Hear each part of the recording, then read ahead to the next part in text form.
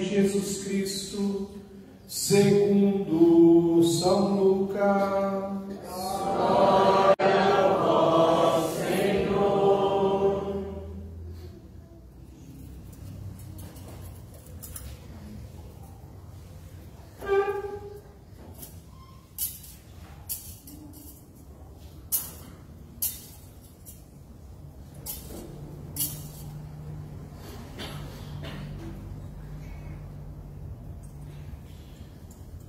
Naquele tempo, Jesus tomou consigo Pedro, João e Tiago e subiu ao monte para orar. Enquanto orava, alterou-se o aspecto do seu rosto e as suas vestes ficaram de uma brancura refulgente. 2 homens falavam com ele. Eram Moisés e Elias, que, tendo aparecido em glória, falavam da morte de Jesus que ia consumar-se em Jerusalém. Pedro e os companheiros estavam a cair de sono, mas, despertando, viram a glória de Jesus e os 2 homens que estavam com ele. Quando estes se iam afastando, Pedro disse a Jesus: Mestre, como é bom estarmos aqui. Façamos 3 tendas, uma para ti, outra para Moisés e outra para Elias. Não sabia o que estava a dizer. Enquanto assim falava, veio uma nuvem que os cobriu com a sua sombra, e eles ficaram cheios de medo ao entrarem na nuvem. Da nuvem saiu uma voz que dizia: Este é o meu filho, o meu eleito, escutai-o. Quando a voz se fez ouvir, Jesus ficou sozinho. Os discípulos guardaram silêncio e, naqueles dias, a ninguém contaram nada do que tinham visto. Palavra da salvação. Glória a vós, Senhor.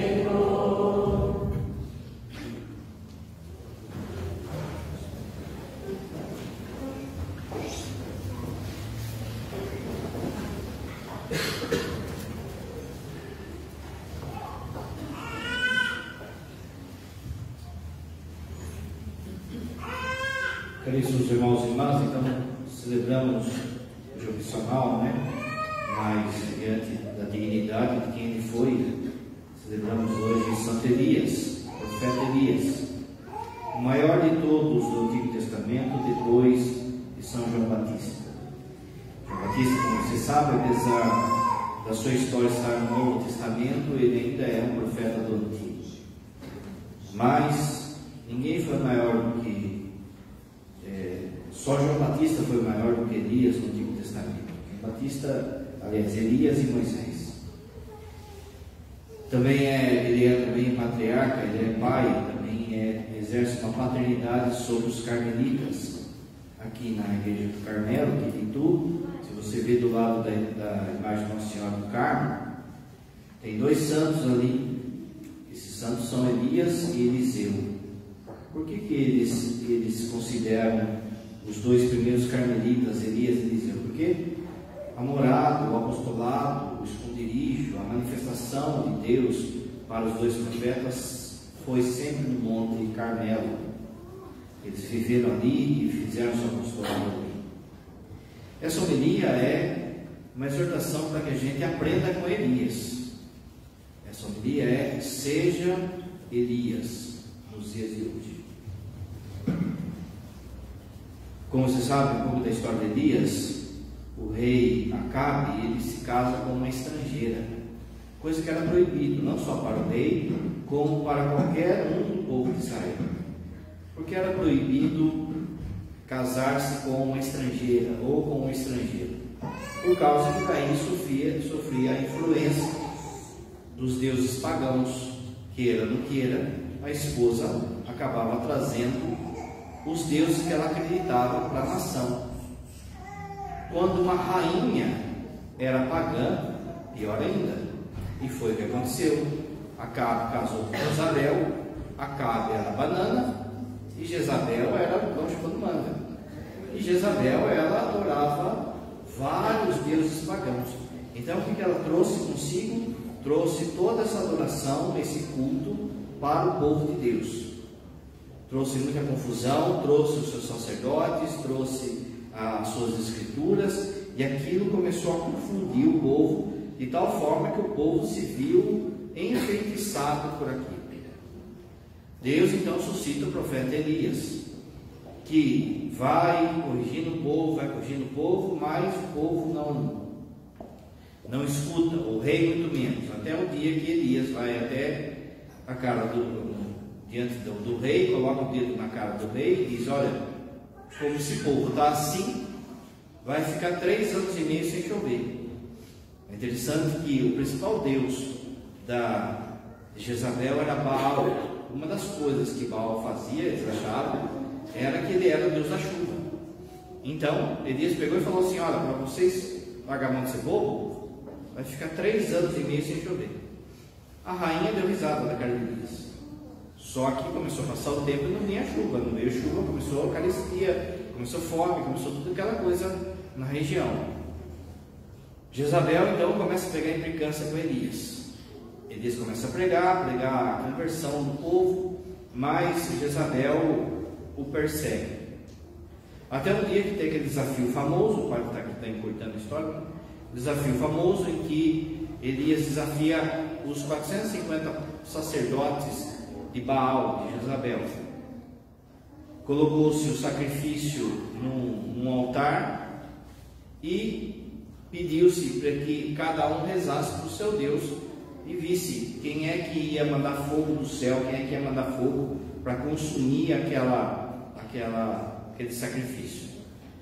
Os 450, aqui para estar resumindo que isso aqui não é a homilia, mas só está explicando um pouco a história de Elias. Aqueles 450 sacerdotes ficaram a manhã toda rezando para Baal e pedindo, e não acontecia nada. E Elias ainda debochava, né? Fala mais alto, talvez Baal está dormindo. Fala mais alto, acho que ele foi no supermercado. E nada que acontecia. Aí, quando chegou a vez de Elias, eles desistiram.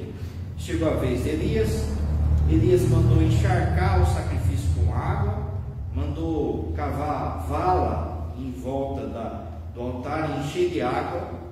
Aí fez a seguinte oração: Senhor, manda fogo. E naquela hora consumiu-se tudo. Isso fez com que o povo, então, esses sacerdotes foram mortos. Isso fez com que o povo se voltasse, então, para o Deus verdadeiro. Começasse a grande conversão ali do povo. O povo começou a voltar, então, ao Deus verdadeiro. Jezabel ficou doida, né? E colocou a cabeça a prêmio de Elias. Quem trazer Elias morto aqui vai ganhar metade do reino. Então começa uma grande caçada a Elias. A primeira leitura foi isso.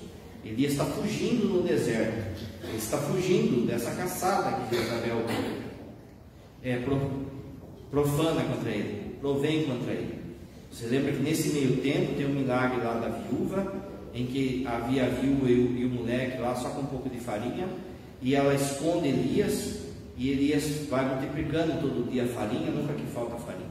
Mas aqui na primeira leitura ele vaza, ele vai para o deserto, ele precisa chegar no Monte Horebe, no Monte Carmelo, e chega uma hora que ele cansa, que ele quer desistir, por conta da perseguição de Jezabel. Então aconteceu essa passagem em que Elias se senta na sombra do junípero e pede a morte. Um anjo aparece e fala para ele, mostra para ele um pão misterioso. Na tradução correta aqui seria um pão misterioso, e fala para ele: se alimente, levante, porque a sua caminhada ainda não terminou. E ele se alimenta, e aí sobe então a montanha. Lá tem a manifestação de Deus, você viu aqui, falando da brisa suave. Ali também ele profetiza o fim da seca. Vem uma nuvenzinha pequenininha no fundo, e vem chegando, e de repente inunda todo o povo de Israel com a chuva, aquela nuvenzinha. os padres da igreja sempre viram essa nuvem como um sinal da Virgem Maria, ela que é pequenininha e traz a salvação, que é a chuva. Os carmelistas também sempre viram essa nuvenzinha como um sinal da Virgem Maria. E aí tem o arrebatamento de Elias, né? Elias unge Eliseu no seu lugar e o arrebatamento de Elias.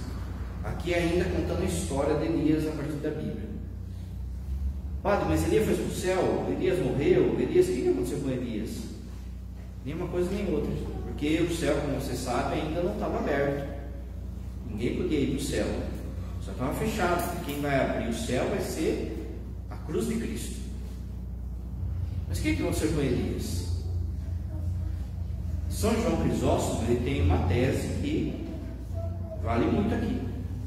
Ele vai dizer que Elias não morreu, mas ele foi tirado do seu tempo e levado a outro tempo da história. Para Deus nada é impossível. Para Deus não tem ontem, não tem hoje, não tem amanhã. Tudo é um eterno presente. Para São João Crisóstomo, então, Deus tirou Elias do seu tempo, assim como tirou Moisés do seu tempo, porque é outra coisa que ninguém sabe direito como que, entre aspas, se deu a morte de Moisés. Na carta de São Judas é dito que o diabo lutou com São Miguel para pegar o corpo de Elias, mas não conseguiu, de Moisés, aliás. Então Moisés e Elias são duas figuras que somem de modo misterioso. E aparece aonde? Aparece no Evangelho de hoje. Então, para São João Crisóstomo, eles foram pegos do tempo deles e levados nessa montanha da transfiguração.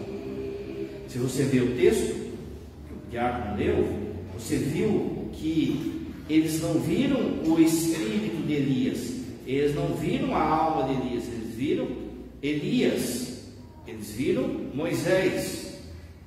Mas não acabou ainda. O texto fala que Jesus começa a pregar para os dois e falar da morte e da ressurreição dele, afirmando então que ele é o Messias esperado. Pedro, Tiago e João, eles olham para Jesus e veem que Jesus está ensinando Moisés e Elias. São João Crisóstomo continua dizendo assim: por que foi preciso fazer isso? Para que eles aparecessem em outro momento da história. Dois saltos no tempo. Ah, padre, mas se você não é capaz de acreditar nisso, você não é capaz de acreditar que Jesus ressuscitou, que Jesus multiplicou os pães, que a Eucaristia se transforma em corpo e sangue de Cristo. Aonde que eles aparecem? Nos finais dos tempos. Eles vão aparecer nos finais dos tempos. No Apocalipse se fala de duas testemunhas que parecem do nada e começam a pregar. E a pregação deles faz com que os judeus comecem a se converter. É a última hora, é o último instante ali, ó. Os judeus começam a se converter. O Apocalipse fala que quem eram essas testemunhas? Não fala o nome, mas fala que uma tinha poder de transformar o rio em sangue. Você lembra Moisés, a primeira praga do Egito? Qual foi? E a outra testemunha é capaz de fazer parar de chover. Quem que fez parar de chover de novo? Elias. Então eles teriam sido arrebatados do tempo deles. São João Crisóstomo, não é o Paté que está falando. Levados até a transfiguração. Jesus ali se apresenta como Messias, mostra para ele que ele vai morrer, para eles, mostra que ele vai ressuscitar, e eles vêm então no final do tempo para dar testemunho disso tudo, dizendo e apontando para o povo judeu: Jesus é o Messias. Ali no Antigo Testamento, ali no Apocalipse, o que vai acontecer? O povo do anticristo vai ficar com raiva, vão matar as duas testemunhas, aí sim, vão matar as testemunhas. Eles vão festejar por 3 dias a morte das testemunhas, e Jesus e Deus vai ressuscitá-los na frente de todo mundo. Ali é o último segundo antes da vinda de Jesus. Então veja, olha o tamanho desses dois, né? Moisés e Elias. O que o padre queria, isso é mais ou menos a história, mais ou menos a história dos dois, de Elias ali. Mas o que o padre queria mostrar para nós, é algo concreto para a nossa vida, é que Elias foi o grande profeta contra a idolatria. A idolatria não é ter imagem, a idolatria é colocar algo ou alguém no lugar de Deus. Não é? Ninguém fala que essa imagem de Nossa Senhora do Carmo, ela é Deus. Seria idolatria se eu falasse que era Deus, ou Deus. Ninguém fala que esse crucifixo é Deus. É uma representação, diferente da Eucaristia. Na Eucaristia a gente fala que não, daí é Deus, não é assim. Mas o que então é idolatria? Colocar algo ou alguém no lugar de Deus. Foi isso que Elias lutou contra Jezabel, contra esses 450 sacerdotes, quanto essa proliferação que sempre foi uma tentação do povo do Antigo Testamento e também do povo do Novo Testamento, ou seja, a gente. Só que assim, nunca na história da humanidade se teve tanta idolatria como hoje. Isso também é um sinal, daquilo que o padre falava, de que esse tempo de tribulação se aproxima. Jesus mesmo vai falar: será que quando eu voltar à terra haverá fé sobre ela? Nunca se viveu um tempo tão idólatra como o nosso. O demônio, ele, no fundo, ele é um ilusionista, mas ele é pouco criativo, porque as tentações e as mentiras dele, no fundo, são as mesmas desde sempre. Ele só vai trocando a embalagem, só vai trocando a carcaça. Então, por exemplo, só para você ter uma ideia, no começo da igreja havia uma idolatria que chamava gnose. Na Idade Média, isso aí, a mesma coisa, só que com outro nome, se chamava cátaros. Hoje, a mesma coisa, só que outro nome se chama esoterismo. O demônio, então, só vai trocando a carcaça para enganar os desavisados. E o demônio, ele não está preocupado se você vai adorar ele, vai adorar um carro, vai adorar dinheiro. Ele está preocupado que você não adore Deus. Então ele vai forjar vários ídolos, tanto no Antigo Testamento quanto agora. Se você pegar os ídolos que os profetas combateram no Antigo Testamento, são os mesmos que a gente combate hoje. O problema é que hoje tem muito mais seguidor a esses ídolos.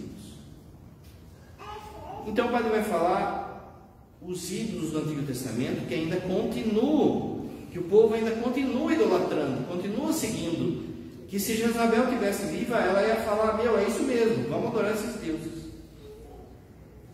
O primeiro Deus, lógico, está na cara, é o Deus Mamon. Lembra de Mamon? Quem é Mamon? Mamon é o Deus do dinheiro. Lembra, Jesus fala: não podeis servir a Deus e ao dinheiro.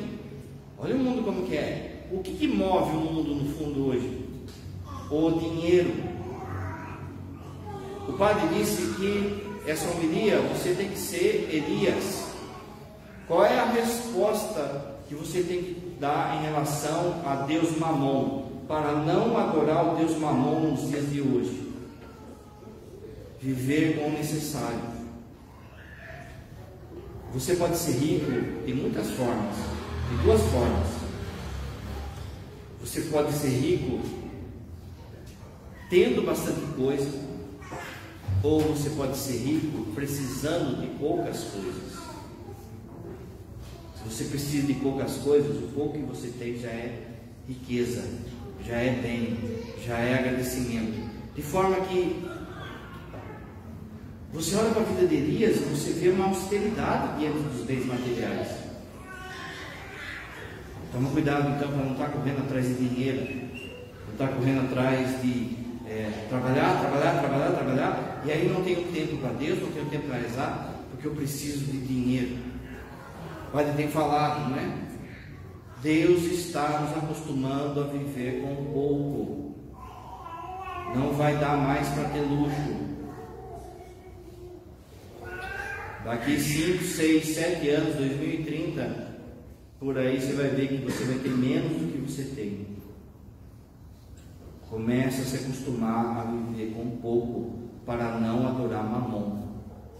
As pessoas estão aí atrás de mamon, atrás de dinheiro. Segundo, Deus que se adorava no Antigo Testamento, Deus apático, Deus da mentira e da ilusão. Era um Deus que enganava o povo, que fazia ilusão para o povo.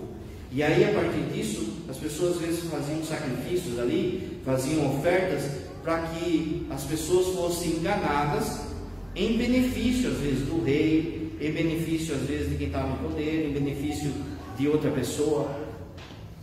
Esse Deus se manifesta como hoje? A idolatria da mídia, não é? A idolatria do cientificismo.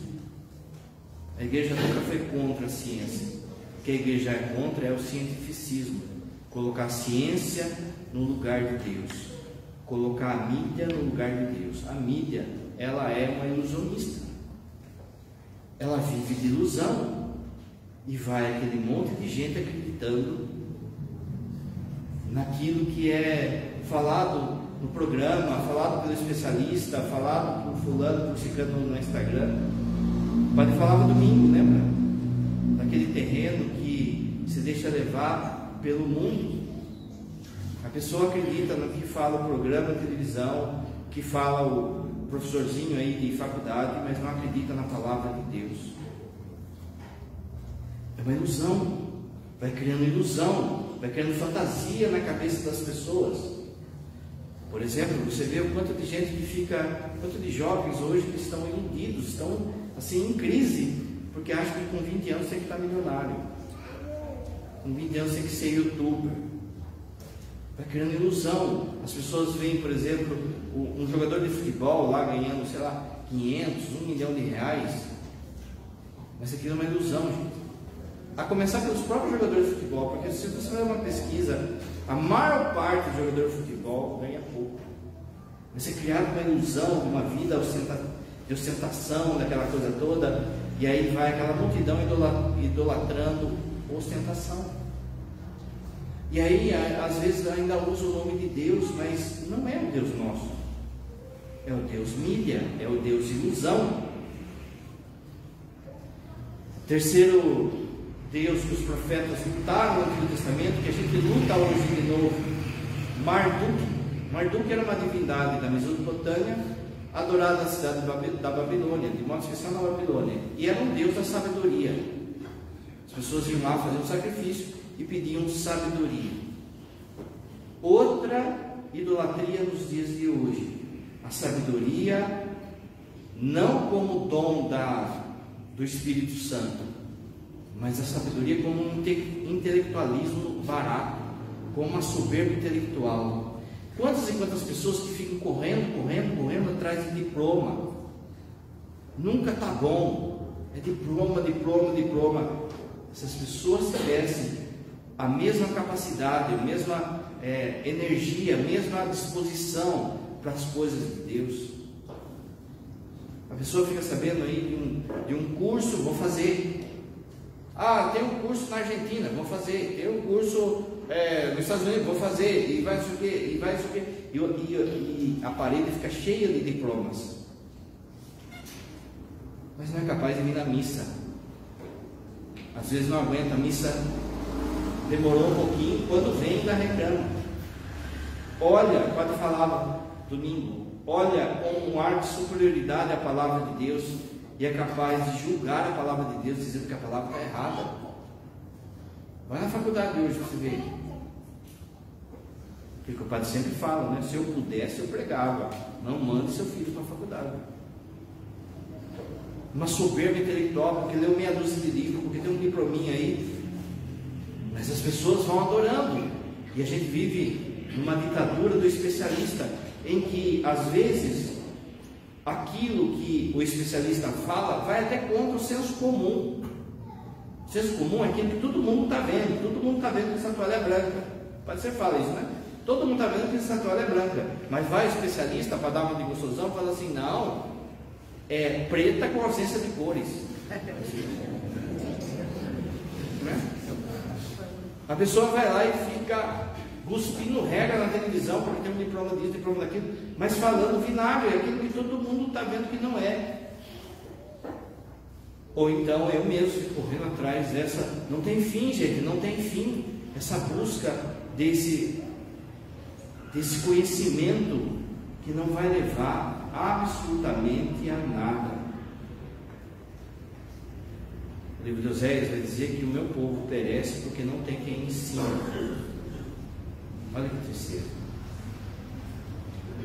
O outro Deus que é adorado nos dias de hoje, que os profetas lutaram. Não só Elias, mas todos os profetas lutaram com esses deuses. Astarte era a deusa da fertilidade.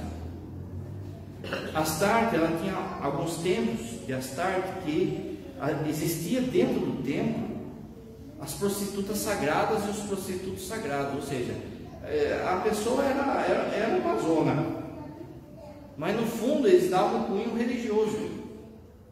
Então, como dava cunho religioso, a pessoa ia lá, pagava lá para Deus, mas no fundo pagava para ter sexo de qualquer jeito. Tanto os prostitutos quanto as prostitutas sagradas. Por vezes ainda pagava-se orgias, por vezes ainda pagava-se, por exemplo, para o casal ou para a orgia ser num terreno aonde tivesse plantação fértil, tal e coisa. Então eles achavam assim, não, se a gente colocar lá um casal lá para ter relação, ou uma orgia numa horta, numa plantação, Deus lá em cima, o Deus dele, ou a deusa Astarte, vai ficar excitada, e aí vai mandar chuva, vai mandar... No fundo, de novo, gente, o diabo só trocou a embalagem, porque o sexo virou um Deus hoje. Virou. Você hoje pode falar mal do que você quiser, você pode xingar Deus, você pode adorar o diabo, você pode xingar político, você pode xingar time de futebol, você pode falar o que você quiser, mas se você falar da sexualidade da pessoa, a pessoa vira um bicho. Como assim? Eu sou livre para fazer o que eu quero do meu corpo, eu sou livre para ter relação do jeito que eu quiser, eu sou livre para... Olha só, meu irmão, mas Deus falou que é para não pecar contra a castidade. Não, mas esse Deus ele é muito obtuso, ele é vingativo, ele é tal e coisa. Por quê? Porque a sexualidade virou um Deus. Tipo assim, não mexa nisso. A pornografia virou um Deus. Gente, você já pensou o quanto que rola de dinheiro, o quanto que movimenta de dinheiro a pornografia? Esses dias eu estava vendo uma enquete que são 40 milhões de pessoas escravas no mundo hoje. 40 milhões. 31 milhões dessas pessoas são escravos sexuais. A pessoa acha que aquele clique na pornografia, ela não está financiando todo esse esquema, todo um esquema de prostituição mundial, de droga, de violência, de tudo. Mas é idolatria, não pode mexer, porque eu sou livre, faço o que eu quero. Virou um grande negócio, você já viu? Vira e mexe, aparecem essas subcelebridades, essas mulheres aí que saem da mídia, e aí não conseguem mais ter fama na mídia, daqui a pouco montam um site, montam não sei o que, e está lá ganhando milhões e milhões. Dá dinheiro, por que a turma vai atrás? Agora, fora a defesa que fazem em relação a isso. Fora a ideia de que tudo é permitido, que pode ser dito de qualquer jeito. Meus irmãos, é preciso... Vai escrever um escritor inglês chamado Chesterton. A gente está num tempo que tem que provar que a grama é verde. É preciso alertar você que a sexualidade ela só é lícita dentro do casamento. E olha lá ainda, diante daquilo que Deus permite. Qualquer coisa fora do casamento é pecado. Não, padre, eu não acho, eu não sei o que, blá, blá, blá, blá. O padre vai falar um pouco disso domingo. Mas veja, nem um pingo de pode ser mudado da minha palavra. Não é isso que Jesus fala? A palavra não passou, mas de novo virou uma idolatria. Olha os casais namorados, não guardam castidade. Os noivos não guardam castidade. O casal acha que pode fazer o que quiser nas quatro paredes. Olha que movimenta, de novo, olha que movimenta de dinheiro, de profanação fora. Uma desgraça que eu não vou entrar aqui, mas que se chama abuso de criança. Você na boa, não é? É uma idolatria nos dias de hoje. As pessoas vendem Deus por causa de relacionamento. A pessoa que estava aqui, participava da missa, que era isso, que às vezes até era padre, de repente, por causa de frio na cárcere, largou. Jesus ficou em segundo plano. Quem é o nosso Deus de verdade? Outra deusa, Lilith. Lilith é uma deusa associada à lua, ao adultério, à magia e ao esoterismo. Não é à toa que o feminismo catou ela de volta. O feminismo trouxe essa deusa de volta. Ela representa aqui a luta contra o esoterismo, a magia, os falsos deuses. Meus irmãos, que dor no coração. Tem coisa entrando aqui dentro da igreja. Tem coisa pagã entrando dentro da igreja. Está se realizando de novo o que aconteceu no tempo de Israel, no tempo que eles foram dominados pelos gregos. Nesse tempo, a estátua de Zeus foi colocada no lugar mais sagrado do templo. Já tem muita gente misturando religiões, misturando esoterismo, indo atrás de invocação de morto, indo atrás de bruxaria, de magia, de simpatia, de bezedeira, disso, aquilo outro. A confusão só favorece o demônio. A mistura só favorece o demônio. E o feminismo, ele se apropriou disso. Procura um filme que se chama A Bruxa. Esse filme, ele conta a história de uma menina, de uma família que era cristã, que ela vai adentrando nas coisas do inimigo, até que chega uma hora no final do filme, ela está fazendo um sabá. O sabá é a adoração, né, do demônio. Mas veja, ali no fundo, o diretor, ele quis fazer um paralelo com aquilo que o feminismo faz na cabeça das moças. Meus irmãos, de novo eu vou falar, direito da mulher a gente tem que lutar. Não é? O Papa João Paulo II vai falar disso. Agora, não é direito da mulher ao aborto, não é direito da mulher essa promiscuidade sexual, não é direito da mulher a masculinização dela. O exemplo de mulher é a Virgem Maria, não é Simone Beauvoir, não é a Frida, não é a Xuxa. Mas veja que junto com isso vai entrando cada vez mais essa ideia de esoterismo, de magia, de bruxaria nos nossos dias. Brincadeira de copo, tudo no fundo é uma idolatria, gente.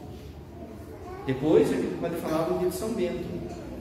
Não venha reclamar das consequências, porque a pessoa abre uma porta que ela não consegue fechar depois. O penúltimo Deus, terrível também, no Antigo Testamento, e que a gente luta contra hoje, o Deus Moloque. Moloque, gente, era um Deus, era uma estátua que havia de um Deus, ele ficava sentado com os braços abertos assim, e aí as famílias subiam uma rampa e jogavam as crianças no fogo para o Deus Moloque em troca de dinheiro. Podia ser recém-nascido, podia ser criança de idade adolescente, podia ser. Os profetas têm que lutar contra isso. Mas a gente também, porque olha a questão do aborto que virou. No fundo, ainda continua sacrifício ao Deus Moloque. Os sacerdotes só trocaram a roupa sacerdotal lá de Moloque por jaleco. Os templos de Moloque hoje é tudo higienizado, é tudo limpinho, em nome da saúde da mulher, que não é nada, não é? Está aí, gente. Nos Estados Unidos, você pode ser preso se você simplesmente rezar o terço na frente de uma clínica de aborto. Se você arrancar o seu terço e ficar rezando na frente de uma clínica de aborto, você é preso.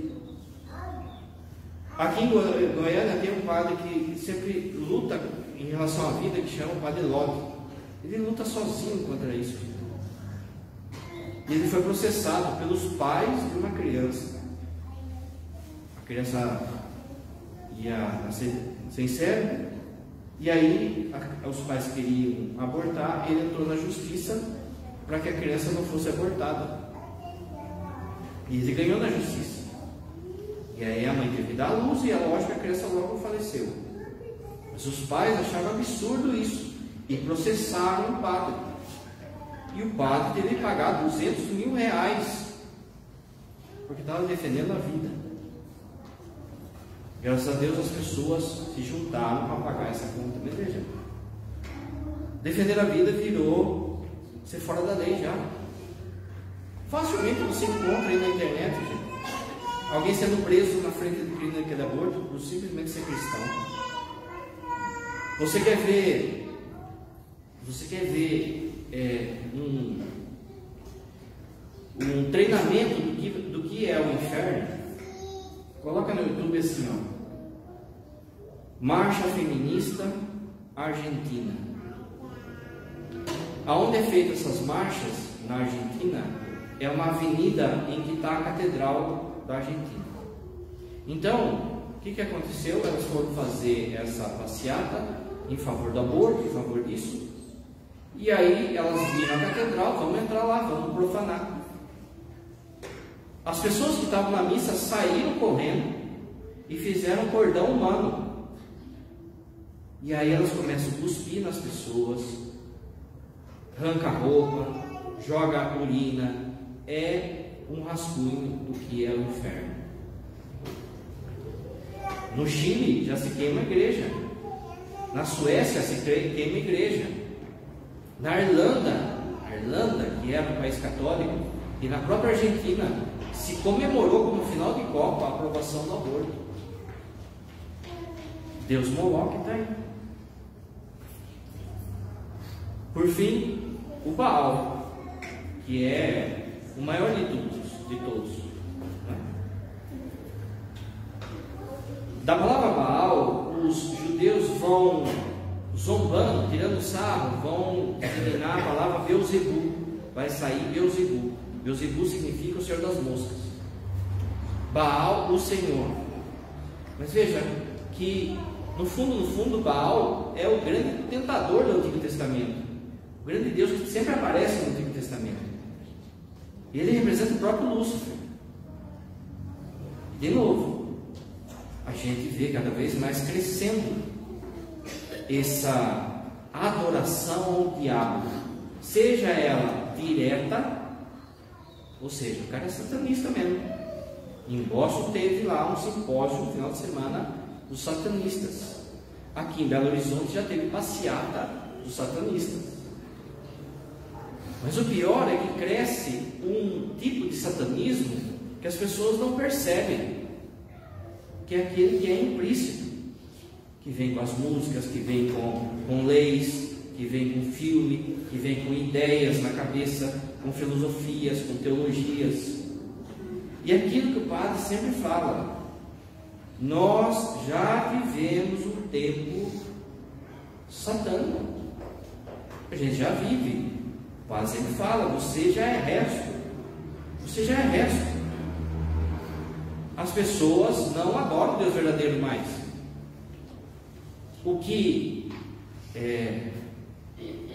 manda lá fora não é a Bíblia, não é a palavra de Deus. O que manda lá fora é o outro. De modo que, se amanhã aparecesse o anticristo na televisão e falasse assim: eu sou o anticristo, amanhã é sexta-feira, eu não ia assustar, porque está pronto para ele. As pessoas adoram Baal. Quantos ídolos que o padre falou e que a gente tem que lutar? Por isso, gente, de novo, se você não aprender a ser como Elias, você não vai aguentar. Não vai aguentar. A pressão é muito grande. É de todos os lados. Ou a gente entra nesse radicalismo de Elias. Você lembra domingo no Evangelho? Havia uma semente que foi jogada entre as pedras. Ela cresceu, mas ela não tinha raiz. Se você não aprender a ser radical, e na Bíblia radical é quem tem raiz, você não vai aguentar. Elias foi radical. Elias não ficou com meia conversa. Elias não ficou fazendo jogo duplo. Elias não quis salvar a própria pele. Elias não quis salvar o bucho, aquilo que ele ia comer. Ele não quis salvar. Ele quis adorar o Deus verdadeiro. Aprender de Elias de novo o padre vai falar, viver a pré-temporada agora. Quando o time de futebol vai entrar no campeonato, ele tem que fazer a pré-temporada, lembra? Ele fica um mês se preparando para o campeonato. Nós já estamos na pré-temporada. O mundo se prepara para perseguir cristão. Vou repetir. O mundo se prepara para perseguir cristão. Agora é a hora da pré-temporada. Agora é a hora do seu treinamento. O treinamento vai virar Elias. Como é que eu faço isso? Penitência. Acorda, você tem que ser uma pessoa de penitência. Não é fazer loucura, não é dormir na cama de prego, não é pequenas penitências durante o dia, sabe? Na sexta-feira, amanhã, por exemplo, não come carne, como a igreja diz. Se come carne, aí faz uma outra penitência. Vai tomar café? Não, hoje eu não vou tomar o café. Hoje eu não vou tomar o leite. Hoje eu vou comer só pão. Hoje só aquele momento ali. Já é uma penitência. Ah, estou com sede, estou com vontade de tomar água. Não, vou esperar 15 minutos. Daí eu vou. Vai fazendo pequenos oferecimentos. Sem fazer loucura. Pequenos oferecimentos já é um treinamento. Pensa só se o padre entrasse na academia hoje. Eu, padre, né? Entrar na academia hoje. E falasse assim, não, eu vou correr 15 quilômetros hoje. Você tem que ir devagar, né? Você vai lá para a ideia, vai lá, anda 100 metros. Ali anda 100 metros por mês. Aqui um mês, 200 metros. Até que vai chegar uma hora que eu vou correr isso. Segunda coisa, vida de oração, gente. Não dá para passar por tudo isso se você não rezar, se você não escutar Deus. Não dá para passar. Olha, Elias se retirava, ia para lugares deserto, ia para a gruta, ia rezar, ia ter intimidade com Deus. A terceira coisa é o pão misterioso. Aproveite comungar o máximo que você puder, porque daqui a pouco você não vai achar cristão. Aproveite comungar o quanto você puder. Eu posso vir 3 vezes na semana na missa? Venha. Não fica negociando. Eu posso vir todo dia? Venha. Você lembra o tempo da pandemia? Se eu falasse para vocês 1 ano antes que ia fechar a igreja, ninguém ia acreditar. Você ficou 2 anos sem Páscoa. Você ficou um tempão sem comungar. Já foi um treinamento deles. Muita gente se esfriou na fé por conta disso.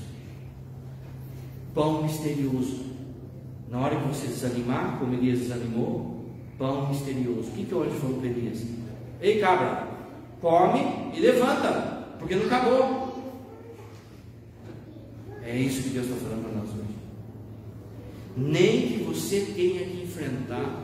Olha a proporção como que é, que a gente não percebe, né? Da luta do bem, das coisas de Deus, do sacerdote de Deus contra o sacerdote do mal. No fundo a proporção é 450 para 1. Mas nem que você tenha que enfrentar sozinho. os 450 sacerdotes de Baal. Se você tiver em Deus, você não tem que ter medo. Em pé, elevemos a Deus nossas mãos.